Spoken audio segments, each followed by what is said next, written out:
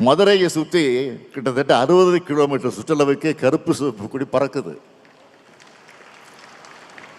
அந்த காலத்தில் எந்த ஊருக்கு போனாலும் நம்ம கொடி பறக்குதான்னு என் கண்கள் தேடும்.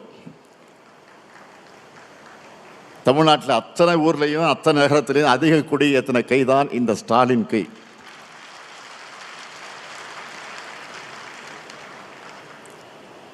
நம்மை பொறுத்தவரை பகுத்தறிப்பகர்வன் தந்தை பெரியார், அறிவுலக ஆசான் அறிஞர் அண்ணா, தமிழக தலைவர் கலைஞர், திராவிட முன்னேற்றக் கழகம், கருப்பு சிவப்பு கொடி, உதயசூரியன் சின்னம், அண்ணா அறிவாலயம், இவைதான் நம்முடைய உயிர்.